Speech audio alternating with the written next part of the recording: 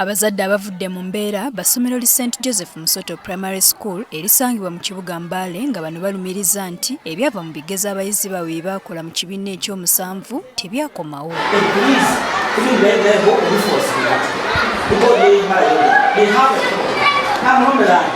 Tukitegedde nti essomero lyatuuza abayizi 184 wabula ebigezo by'abayizi 6 bokka bye byakomawo ng'abalala 178 ebyabwe UNEB yabisigaza.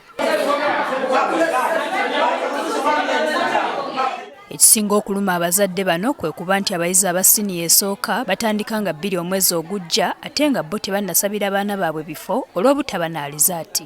Abagenda okukola ku mwezi nga 2 tunaafuna lutya exam kunaku nzo nyine tugende twatwale kusoma nato kubawandiisa fa amasomero tugenda kusaba kutya abaana ebifo omwana omupulaningira mugamba zo okufuna exam.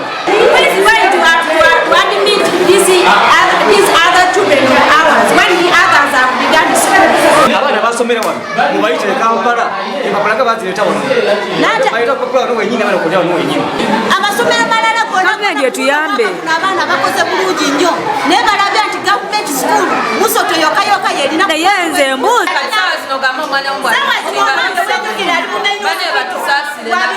Akulira essomero lino Stephen Washaki annyonnyodde ekituufu nti ebigezo tebyadda wabula abakulu mu UNEB baamusabye atwala abayizi abo 178 ku kitebe kyabwe mu Kampala nga 16 ogwokusatu babeeko bye babuuzibwa mu kigezo ekya science ekyabazaalira ebitukula. UNEB inakiregera kubabuuza ku baana how they performed in the science paper ate batuwadde olunaku lwa 16th March tugenda kutwala abaana bagifendinge nti kyokka buli muzadde alina okusasula emitwalo 5 egy'entambula y'omwana we. Abazadde babere bakakamu bategeka abaana baffe tubamenye ka transport tubatwala bategeka abaana babeerewo tebatambula bali abala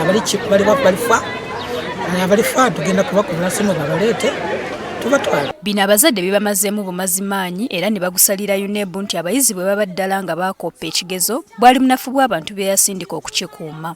Ebibuuzo babikuuma baali baana babba batya ebibuuzo ate nga abakuumi weebali abakuumi bakuuma ebibuuzo baakola mulimu ki bati ebibuuzo bijja bikyamu abakuuma ebibuuzo baba UNEB baba Musoto ebibuuzo ngaafe abazaali abaana bano abakoze B7 ku mulundi guno lwaki ebibuuzo bigaaniddeyo ekya issues erizo okubeera nga zitranslatinga into security matters nga security obubisu ne mu Mbale city of course tetujja zikiriza mufunye bulungi.